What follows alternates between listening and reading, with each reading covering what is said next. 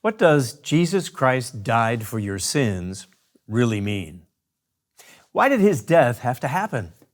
And what does it have to do with your life today? Those answers begin with Passover, the first of God's 7 annual feasts. Now, Passover goes all the way back to ancient Israel. Before God delivered the Israelites from slavery in Egypt, He gave them very specific instructions. He told each household to take a lamb and sacrifice that lamb that was without blemish and place its blood on the doorposts of their house.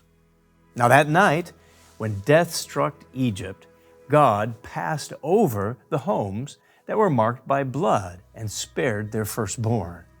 Wow, what an amazing, dramatic moment of deliverance. God was freeing His people from slavery.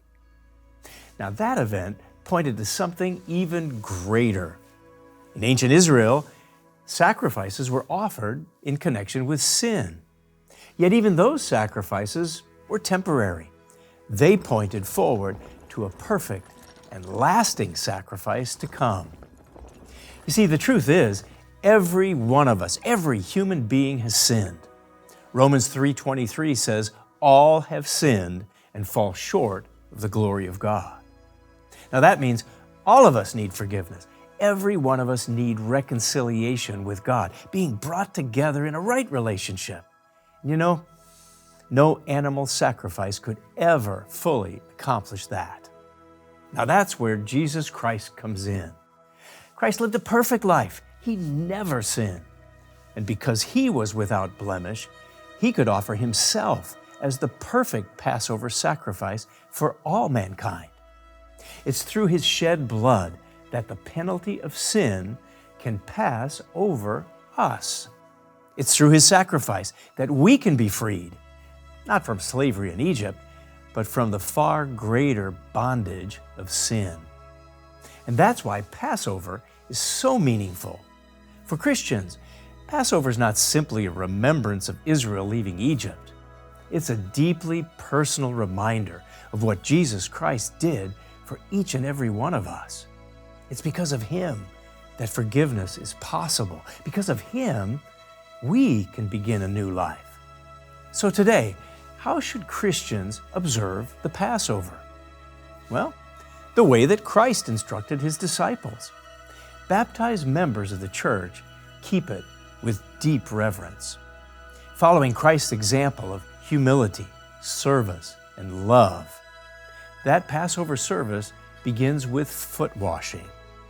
Then, unleavened bread is taken, representing His broken, beaten body.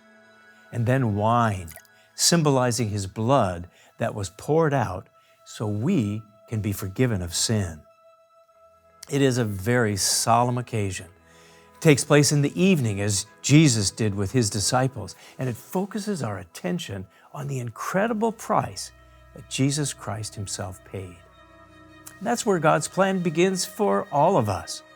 Passover reminds us that our relationship with God starts with Him and the sacrifice of Christ. Now, Passover, that's only the beginning.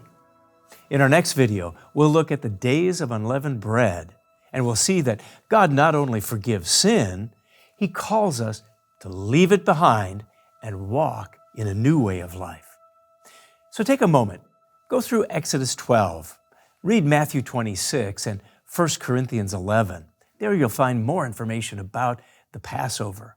And then join us for the next video as we uncover the incredible meaning behind God's holy days.